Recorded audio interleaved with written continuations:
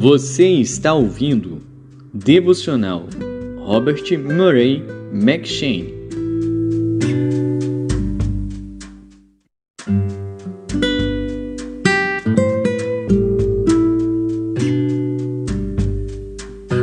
Segundo Samuel.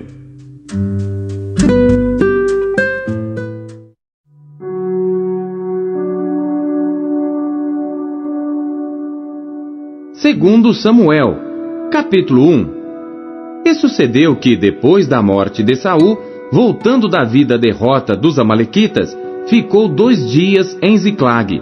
Ao terceiro dia, um homem veio do arraial de Saul com as vestes rotas e com terra sobre a cabeça. E chegando ele a Davi, se lançou no chão e se inclinou. E Davi lhe disse: "De onde vens?" E ele lhe disse: "Escapei do arraial de Israel." E disse-lhe Davi: "Como foi lá isso? Peço-te, dize-mo." E ele lhe respondeu: "O povo fugiu da batalha, e muitos do povo caíram e morreram, assim como também Saul e Jonatas seu filho foram mortos." E disse Davi ao moço que lhe trazia as novas: "Como sabes tu que Saul e Jonatas seu filho foram mortos?" Então disse o moço que lhe dava notícia: "Cheguei por acaso à montanha de Gilboa, e eis que Saul estava encostado sobre a sua lança, e eis que os carros e a cavalaria apertavam-no. E olhando ele para trás de si, viu-me e chamou-me, e eu disse: Eis-me aqui. E ele me disse: Quem és tu? E eu lhe disse: Sou amalequita. Então ele me disse: Peço-te, arremessa-te sobre mim e mata-me, porque angústias me têm cercado, pois toda a minha vida está ainda em mim. Arremessei-me, pois, sobre ele e o matei, porque bem sabia eu que não viveria depois da sua queda, e tomei a coroa que tinha na cabeça e o bracelete que trazia no braço, e os trouxe aqui a meu senhor." Então apanhou Davi as suas vestes e as rasgou. Assim fizeram todos os homens que estavam com ele, e prantearam e choraram e jejuaram até a tarde por Saul e por Jonatas seu filho, e pelo povo do Senhor e pela casa de Israel, porque tinham caído à espada. Disse então Davi ao moço que lhe trouxera a nova: "De onde és tu?" E disse ele: "Sou filho de um estrangeiro amalequita." E Davi lhe disse: "Como não temeste tu estender a mão para matares ao ungido do Senhor?" Então chamou Davi a um dos moços e disse: "Chega e lança-te sobre ele." E ele o feriu e morreu, pois Davi lhe dissera: "O teu sangue seja sobre a tua cabeça, porque a tua própria boca testificou contra ti, dizendo: Eu matei o ungido do Senhor." E lamentou Davi a Saul e a Jonatas seu filho com esta lamentação, dizendo ele que ensinassem aos filhos de Judá o uso do arco. Eis que está escrito no livro de Jazer: "Ah, ornamento de Israel, nos teus altos foi ferido como caíram os poderosos. Não o noticieis em Gate, não o publiqueis nas ruas de Ascalon, para que não se alegrem as filhas dos filisteus, para que não saltem de contentamento as filhas dos incircuncisos. Vós, montes de Gilboa, nem orvalho, nem chuva caia sobre vós, nem haja campos de ofertas alçadas, pois aí desprezivelmente foi arrojado o escudo dos poderosos, o escudo de Saul, como se não fora ungido com óleo. Do sangue dos feridos, da gordura dos valentes, nunca se retirou para trás o arco de Jonatas, nem voltou vazia a espada de Saul. Saul e Jonatas, tão amados e queridos na sua vida, também na sua morte não se separaram. Eram mais ligeiros do que as águias, mais fortes do que os leões. Vós, filhas de Israel, chorai por Saul, que vos vestia de escarlata em delícias, que vos fazia trazer ornamentos de ouro sobre as vossas vestes. Como caíram os poderosos no meio da peleja. Jonatas, nos teus altos foi morto. Angustiado estou por ti, meu irmão Jonatas. Quão amabilíssimo me eras, mais maravilhoso me era o teu amor do que o amor das mulheres. Como caíram os poderosos e pereceram as armas de guerra."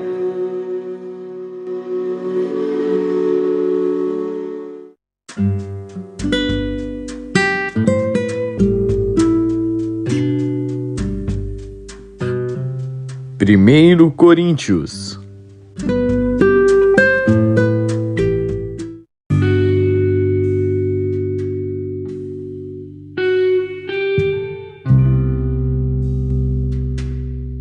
Capítulo 12.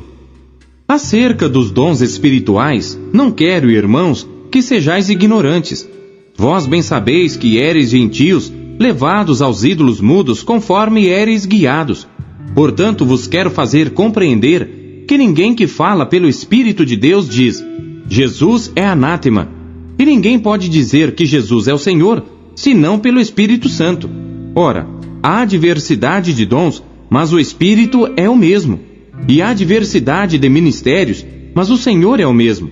E há diversidade de operações, mas é o mesmo Deus que opera tudo em todos.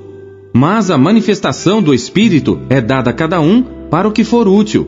Porque a um pelo Espírito é dada a palavra da sabedoria, e a outro pelo mesmo Espírito a palavra da ciência, e a outro pelo mesmo Espírito a fé, e a outro pelo mesmo Espírito os dons de curar, e a outro a operação de maravilhas, e a outro a profecia, e a outro o dom de discernir os espíritos, e a outro a variedade de línguas, e a outro a interpretação das línguas. Mas um só e o mesmo Espírito opera todas estas coisas, repartindo particularmente a cada um como quer. Porque assim como o corpo é um e tem muitos membros, e todos os membros, sendo muitos, são um só corpo, assim é Cristo também. Pois todos nós fomos batizados em um Espírito, formando um corpo, quer judeus, quer gregos, quer servos, quer livres, e todos temos bebido de um Espírito. Porque também o corpo não é um só membro, mas muitos. Se o pé disser: porque não sou mão, não sou do corpo, não será por isso do corpo? E se a orelha disser: porque não sou olho, não sou do corpo, não será por isso do corpo? Se todo o corpo fosse olho, onde estaria o ouvido? Se todo fosse ouvido, onde estaria o olfato? Mas agora Deus colocou os membros no corpo, cada um deles como quis. E se todos fossem um só membro, onde estaria o corpo?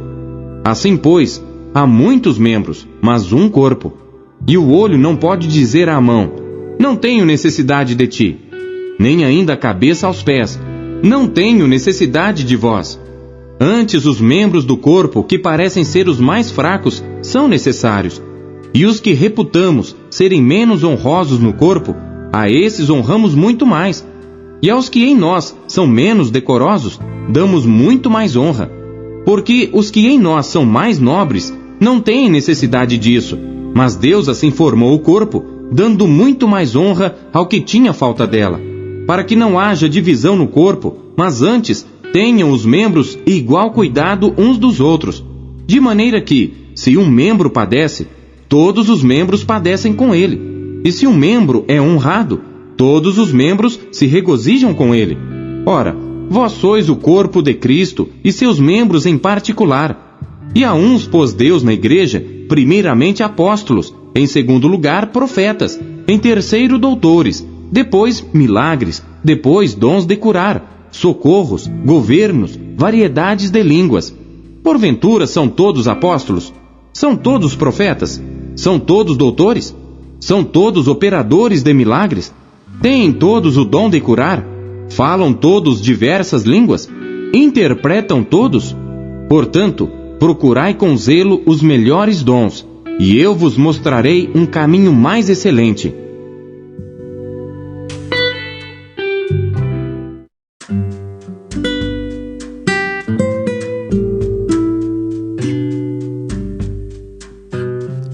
Ezequiel.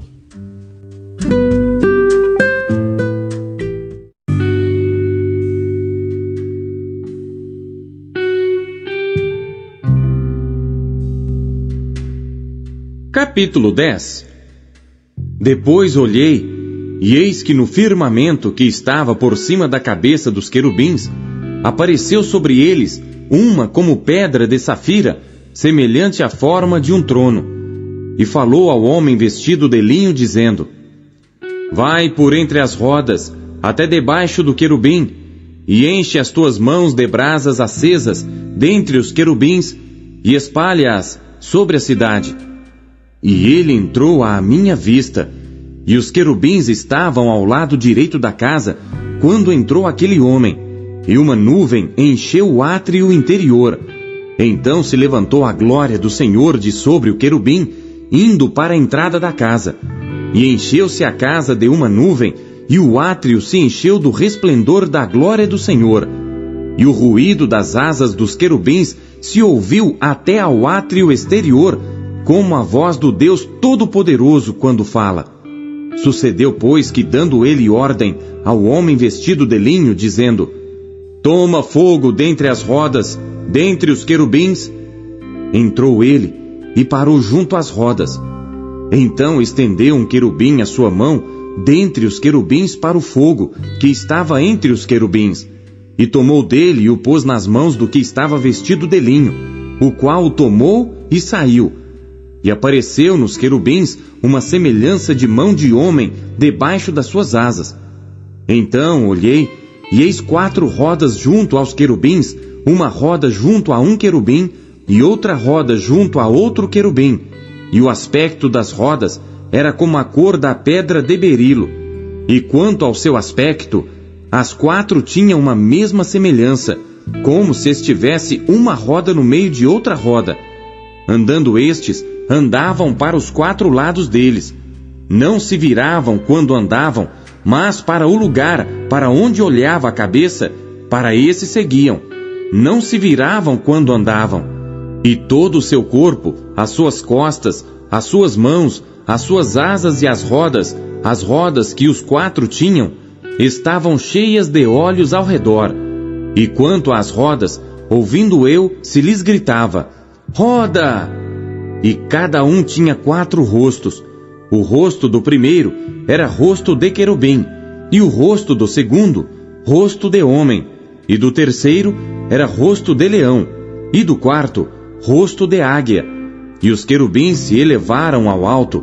Estes são os mesmos seres viventes que vi junto ao rio Quebar.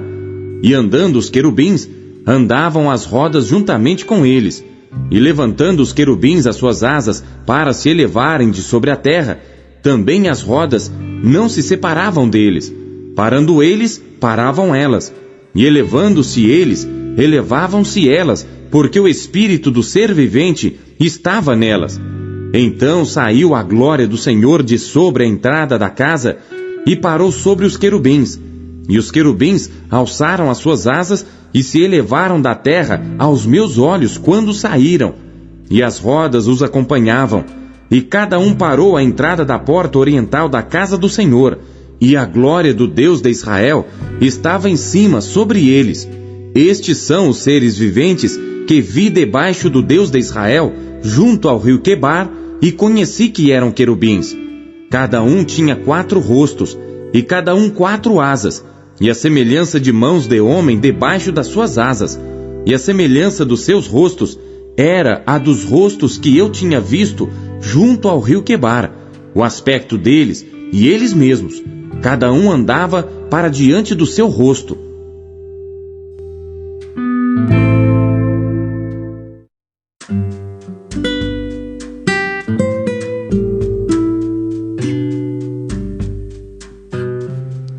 Salmos.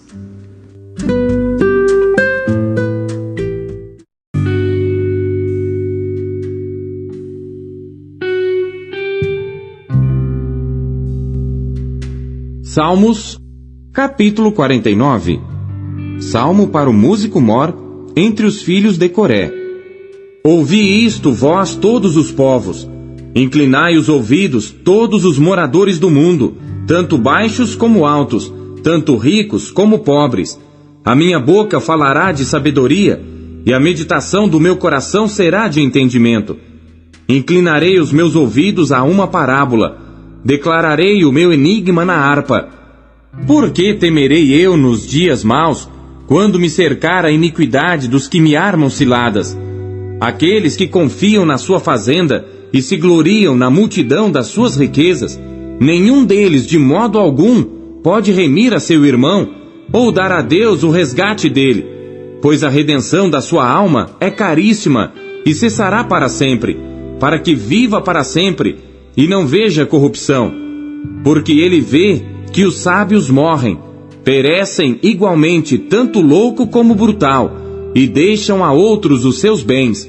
O seu pensamento interior é que as suas casas serão perpétuas e as suas habitações de geração em geração. Dão às suas terras os seus próprios nomes.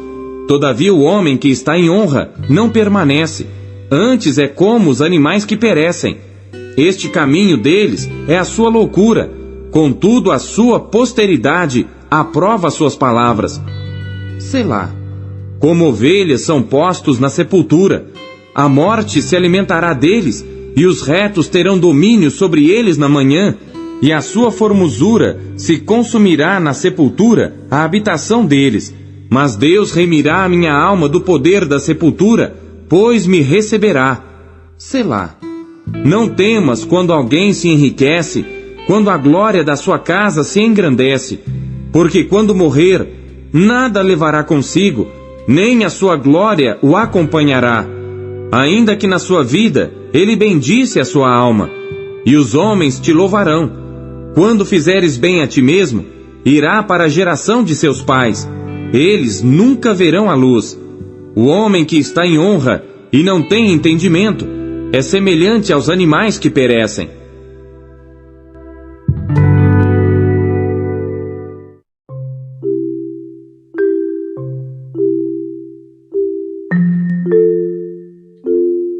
Deus usa cada trecho de sua palavra para falar com você. Você o ouviu hoje?